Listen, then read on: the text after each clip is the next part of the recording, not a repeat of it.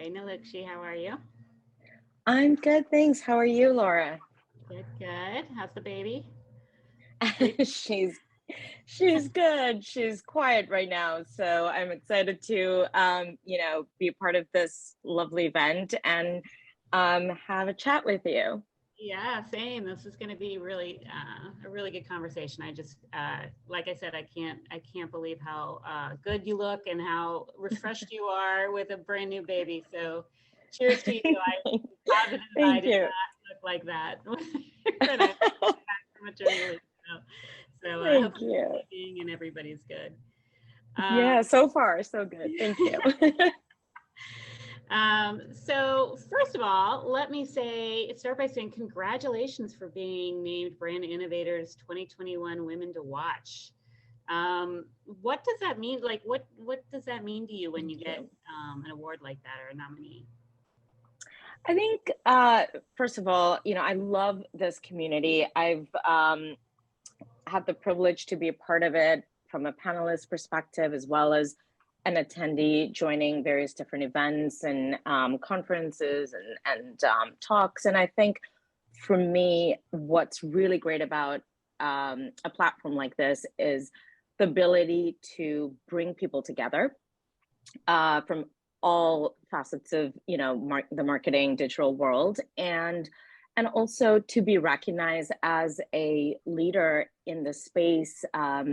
I'm continuing to grow myself, and I think being able to help contribute towards the journey that I'm having, and also to inspire people. That's something that I think this organization is so good at doing, and then also being able to consistently learn, right? I think we as marketers, especially in the digital space, that's consistently what's consistent is change, and it's always evolving. And I love the ability to tap into people outside of my expertise and my genre and my categories, and learn from as well. And that's another thing that a platform like Brand Innovators is doing. And this session and the session that we just saw, as well, is so fantastic. And so I think those are some of the things that I'm really, really, grateful for. And also as a person of color, a woman of color, I think it goes without saying that there aren't a lot of us in leadership roles, and there aren't a lot of us that are always recognized as well. So I think um, that's something, again, this platform really it helps celebrate. So I think yeah, I think those are some really good reasons. That's incredible. So kind of you kind of alluded to this in your answer, but you kind of mentioned your path and your journey. Tell us your backstory. What's your path to what has been your path to eventually become the head of digital content and strategy for Calvin Klein? Sorry for the background noise. Of course, they're cutting the grass now. No I don't know problem. if you can hear anything, but what was your journey to get here? Tell us a little bit about yourself. Yeah, sure. A lot of people actually, I don't think, knows this about me. I grew up outside of the US. I grew up in Sri Lanka, in Colombo, predominantly. And this is a country that had a 20-year civil war. So I actually grew up in that kind of environment as well. So, I had always wanted to study in the U.S., and I was able to study at a liberal arts college, so somewhat traditional background in that sense in New England, and I absolutely loved my education. But I was always really gravitating towards understanding what makes people tick, the psychology behind why people are gravitating towards brands or certain messaging, and that's what ultimately led me to um, have a career in digital marketing. And I've, of course, had the privilege of working across some really fantastic brands, Urban Decay for one, Bare Minerals, as well as now, of course, leading global digital and content strategy for the very iconic Calvin Klein fragrances pillar. But I think my background growing up in Sri Lanka, and also being an immigrant here, has really helped me, I think, understand what it's like to work in this kind of multicultural, um, setting and have that lens when I'm approaching and developing global campaigns. And I think also it's really just, you know, helped inspire I think who I am and appreciate my journey even more, even for my own self, because sometimes, you know, you forget what you know, some of the, like, your foundation and you know, your journey, because you're kind of really busy and you're going about your life. Like, I just had a baby, but when you stop and think about it, it's yeah, it's kind of crazy to think, you know, I grew up in this like really tiny little island that, you know, had the Civil War, and there was, you know, all of that chaos, and now I'm here, so in New York, and it's pretty cool. So I'm guessing your major was not marketing then. My major was not marketing. I went to a liberal arts school, and so we actually didn't really have any of the business degrees. I was a history major, and I studied Oh yeah, very cool. Funny. Yeah, I studied politics and international relations and economics. You know, all of those kinds of subjects that you do in a liberal arts education setting. Uh-oh, I think I lost Laura.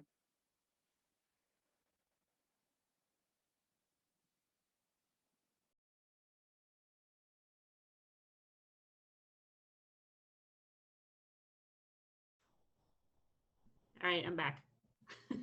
Hi. No worries. You know, it'll flip in and out. Sorry about that. Yeah, no worries. No worries.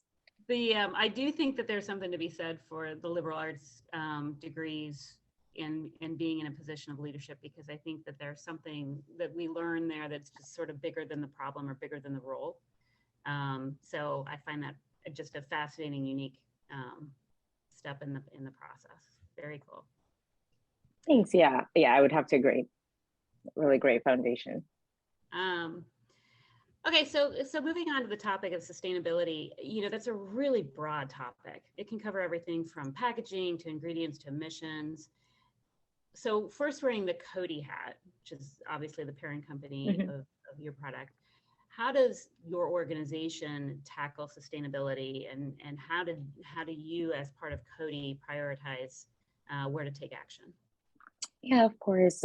So like so many other organizations, Coty is a beauty organization. So we have a fragrance arm, which is what I'm part of, and we develop all of the fragrances for Calvin Klein, and we manage the end-to-end process there. And we also have other brands like CoverGirl that, you know, just were certified from a cruelty-free, clean perspective. So I think, so Coty, like so many other brands and large organizations, are really trying to do good, and all of our product marketing teams, or sustainability, and even the digital, like every single person, we are under the umbrella of an initiative that was recently launched in 2020 called Beauty That Lasts. And what this effort is really is trying to, one, educate the industry, educate us internally, and hold all of us accountable as we go about our daily lives, and touch all of the various different facets from a digital marketing, product development perspective. And this effort, Beauty That Lasts, there's like 3 pillars that Coty is really focusing on. One is the beauty of our products. So really, how are we manufacturing? How are we sourcing our ingredients? So for example, from a Calvin Klein perspective, we source our ingredients are all sustainable. We recently launched a fragrance called CK Everyone, which is sort of the fragrance that is geared towards the Gen Zs under our CK1 umbrella, which I think many of you are very familiar with because it's an icon since the 90s. This was the first vegan fragrance in the industry. Our packaging is recyclable. So the bottle, all of that, you know, you can recycle, and we as marketers, like communicate that type of messaging as well.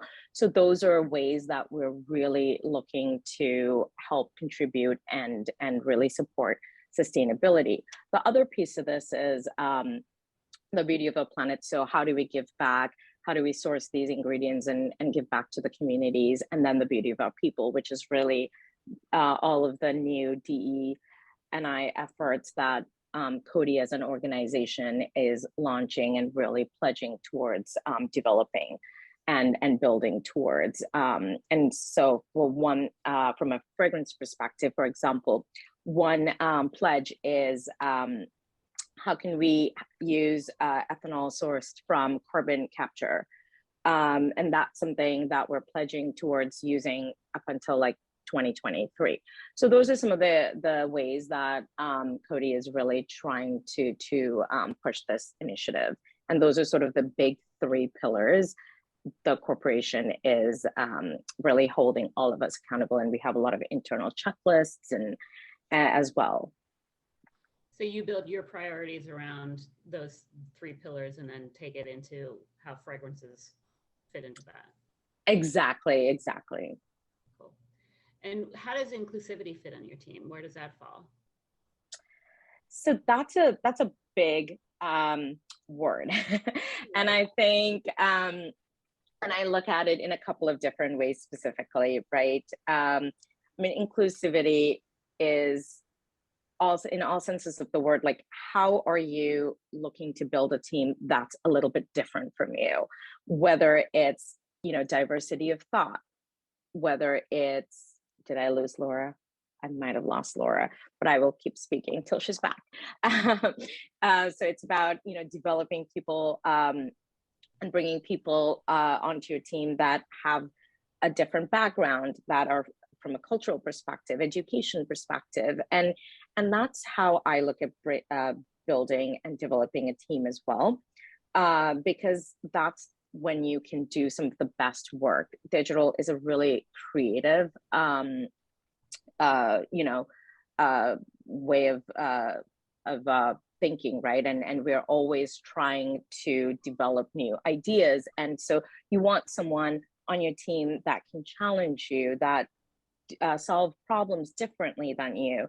So I think those are some of the ways that I think I look at inclusivity. And then aside from, the traditional sense that I think we're all very aware of and trying to do more of. And then I think also, as a woman of color, as a person of color, there's a lot of mentorship that we're speaking about. There's a lot of DE&I efforts. There's a lot of ERGs that are established in corporations. There's mentorship programs. But I think one of the things that I've learned is there's a lot of mentorship, which I'm very grateful for. And I have mentors. I am a mentor. But women of color and people of color are, over-mentored and under-sponsored. And I think that's something that I'm really passionate about communicating, and also making sure, especially younger people that are starting to develop their careers, really understand the difference. And, I have a lot of love and respect for my mentors, and I've learned so much, and I still have people that I call up and, get advice. But there's a difference between being a mentor and mentorship and sponsorship. And what I mean by that is, a sponsor is someone that you have at your work that can advocate for you and help you get that visibility that you don't necessarily get in your organization. They are people that are behind closed doors when certain decisions about career progression, promotions, restructure, like all of these things are happening. Those are people that can like advocate for you. So for me, I think that's how I also look at like inclusivity and building a team and advocating for people in your organization. I think there's so many different ways to look at it. And this is something that I think people should be mindful of when they are starting to develop their teams as well, because as a leader, you should want to have an inclusive approach and a team, but you should also want to be a sponsor to certain individuals. And I think that's something that we don't really discuss. Mm-hmm. That's a great point. How do you, so I understand the difference. Give me an example of sponsorship where that has worked, either somebody doing it for you or you doing it for someone else. Yeah, of course. As I said before, I think it's really about aligning yourself with people that can advocate for you. So it doesn't necessarily, for example, mean it just has to be your immediate boss, because sometimes some of these like larger leadership conversations can be happening and at a time when your boss isn't even in the room. It might be, to people above her. So I think it's about finding ways to get you and your work noticed internally, and finding those people that can advocate and speak up on your behalf. And I think, so for me, for example, reaching out to someone to learn more about their career, because you're running a digital campaign, right? I mean, that's what I do, and I create content, but understanding how does this affect from a P&L perspective? How does this affect from a regional aspect? So working with other regional leaders in your organization and getting them to understand what you do, so that when there comes a need, like your name is sometimes thought of for the right project. And also getting yourself on those kinds of task forces and getting yourself on like bigger projects and things like that. All of those come to you if people are aware of who you are and your work and can speak to you, can speak on your behalf. And sometimes it doesn't happen in a vacuum. So I think it's also about stepping out of your comfort zone, kind of like this session, doing these types of initiatives and going out of your own comfort zone to help kind of get a new skill set or learn what a different job function is, and help them understand what you do. So I think there's so many different ways to do that, especially because you want to strategically map out like who are those other individuals besides your own boss that you want to advocate for you or you want to learn from. And sometimes you might not even be in a position to have a good relationship with your boss, right? So like you really want to be able to find other people that can have those conversations on your behalf. And I think a lot of the times, especially for women of color, people of color, a lot of lateral moves are always given out as opportunities. So you really want to find someone that can help you level up and get to that next step versus, being stagnant. And that's why we do have this conversation about why aren't there a lot of leaders in people of color as leaders in senior positions, because you have a lot of junior people that aren't nurtured and built to become leaders. And that really goes with the sponsorship piece. Right. So I hope that helps clarify. And I think so. I think it be said for just people not knowing how. That's what I hear is I don't know how. Like, what am I supposed to do? Or I think people naturally say, well, I'm just going to sit here and do my job and somebody will notice me. And as opposed to sort of taking those extra steps and thinking about what they need to do in order to be noticed. Because sometimes, if all of our heads are down and we're all working, we may not notice what's happening right beside us. So. Right, exactly. And I think it also goes back to, as a leader, you want to be an ally and you want to develop the best people that you can to be the leaders of the future. And that speaks to your leadership skills and who you are as a leader. And so that's something we all need to strive for as well. So that's why taking a step back, when you look at inclusivity on a team, there's so many different buckets to kind of fill. That isn't just about, do you have, X person that's on your team because you just might not. Like I think we're beyond that conversation now, or we should be. Yeah, no, I completely agree. I think we're getting closer to where we should have been a long time ago, but I agree there. And so now I'm thinking about measurement, and I don't necessarily want to talk about measurement of inclusivity because I think we kind of covered the fact that that's just checking boxes. That's not really solving problems per se. But I think that there's measurement when it comes to some of the more sustainability, you know, ERG type initiatives. How do you measure? How do you plan on measuring that? How you're going to meet some of these goals. Yeah, definitely. So I think when it comes to, like, as I said, like we have certain goals that we, from a corporation standpoint, that we've set in place. Like, for example, we want to use ethanol that's sourced from carbon capture in across fragrances by 2023. Like, that's a goal as a fragrance lead that we all have to collectively help navigate. And also from a DEI effort, I mean, I think, one thing is like, how do you nurture the talent that's already in your organization?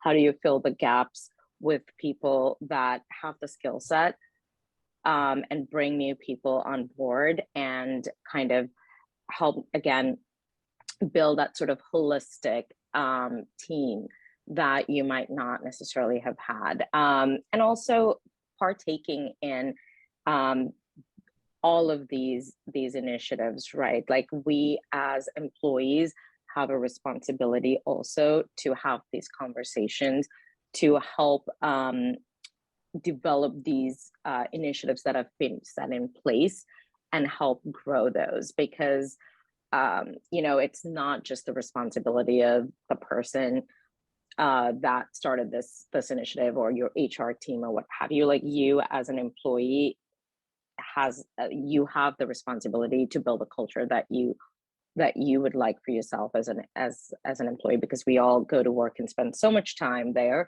So that's so that's kind of how you measure. And then of course, like everyone, so I think that's how I would measure it as well, and how I would want to contribute as well.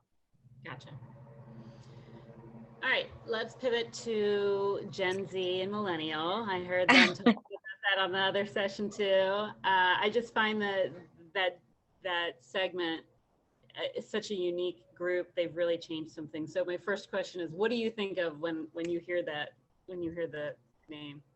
The $1 million question. It's what we all want to crack as marketers. I think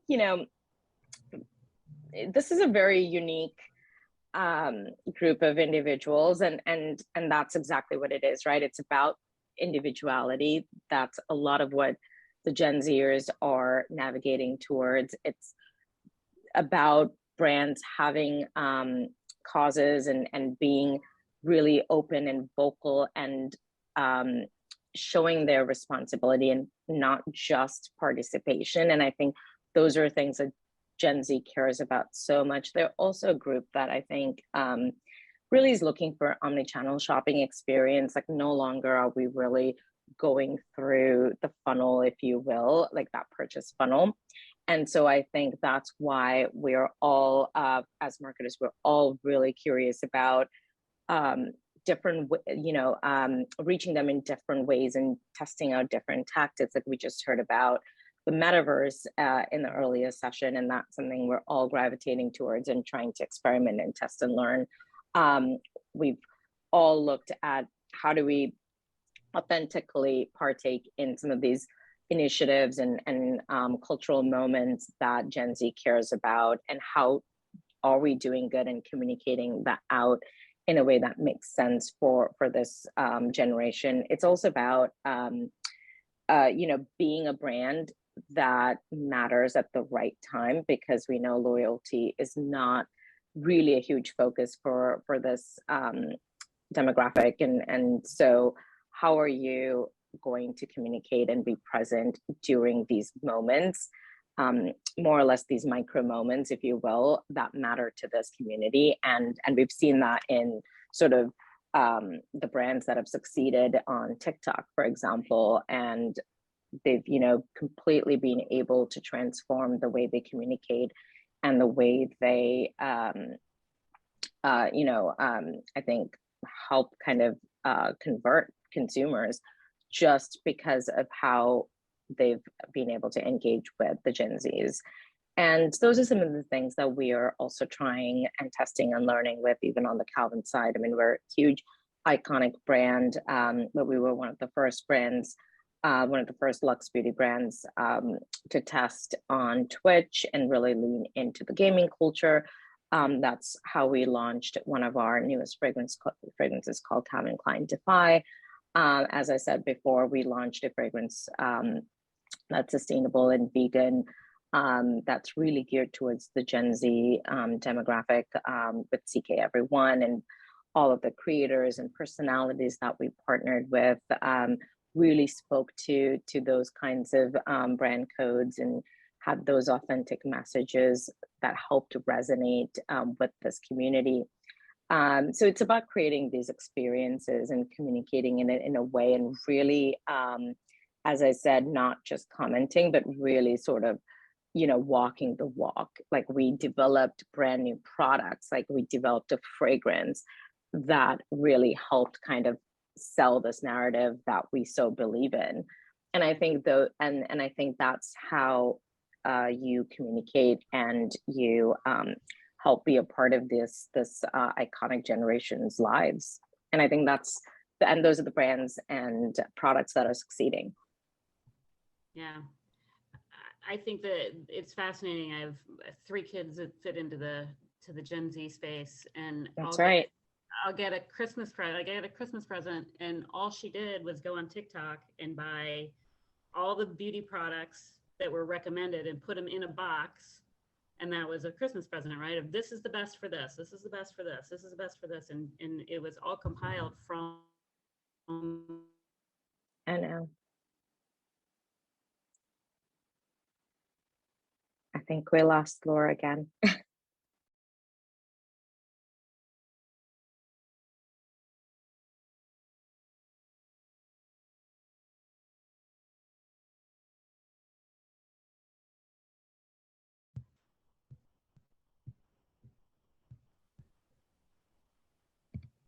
You're back.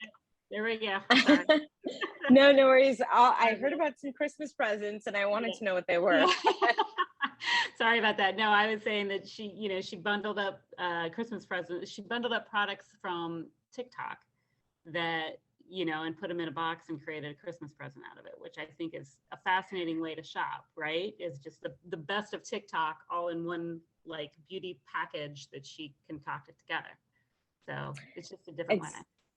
Exactly. And I think, that's a platform that lends so well to creating culture and creating these trends. And some brands are so great at understanding, what makes sense for them and their community, because you have to be cautious and not just partake in a trend or just for the sake of it, because that's also not what especially that community and that generation wants, right? Like, they can tell when brands are being performative. So really having,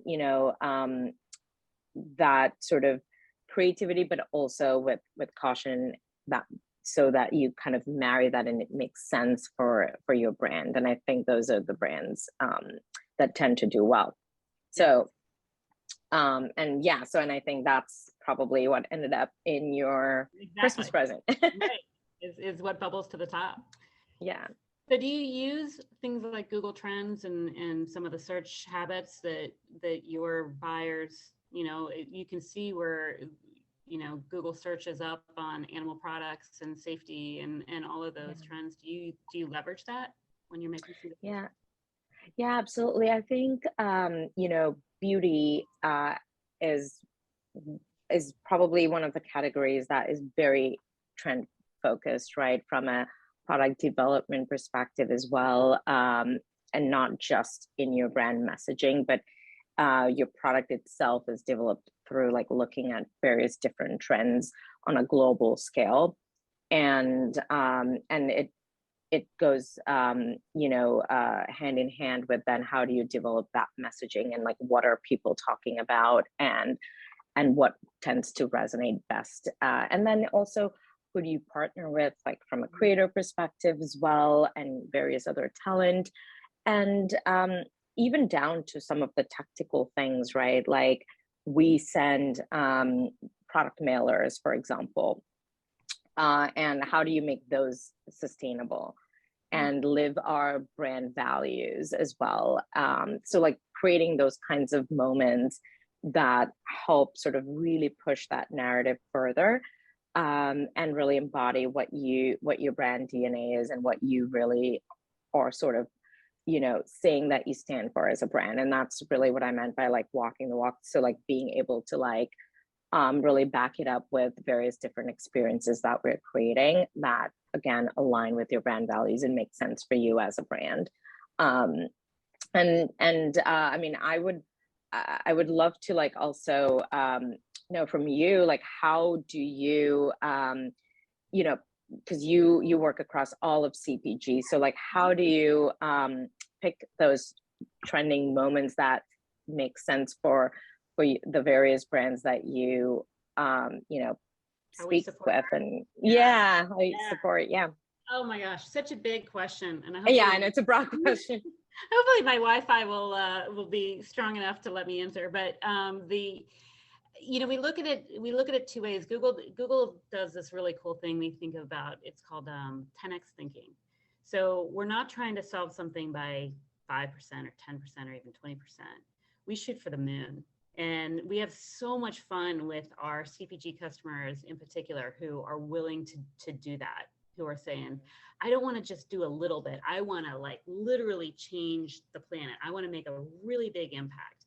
And if you think about our parent company Alphabet, we have so many just brilliant people from all different walks of life that we can kind of bring all of our pieces and parts together to say, okay, if we want to go after plastics in developing countries, if we want to look at climate and figure out where mosquitoes are going to be, drastically populated and try to save lives in certain parts of the world. I mean, those are the kinds of initiatives we get to go after. And I think CPGs are just the right type of partner to work with because you are tied so closely to the end consumer. You recognize exactly what they're asking for. And then you marry that with Google's, not only our AI methodology to be able to determine, okay, we see this coming, right? We can predict this. So let's figure this out before it happens. And we can take all of the geniuses that work within Alphabet and start figuring out who the right people are to tackle the biggest problems. And we get to go after it together. That's the big 10x thinking of Google. The more tactical side is really just helping everybody measure it and saying, okay, if we know this to be true, how, for example, Coty sets their sustainability guidelines, as does all of our CPG customers. This is what we want to get done in 2020, between 2020 and 2025. This is what we want to have by 2030 and beyond. Well, then you've got to be able to measure that. You've got to have some sort of dashboard that says, am I going to hit what I said I was going to hit? And if it does, how do I show that back to my consumers? How do they see, how am I transparent back to them and show them? So those are sort of the two angles that we go at, sort of really, really big, and then also just the day-to-day tactical, let's at least make sure you're hitting the things that you asked. Yeah. Those are sort of the two main areas, I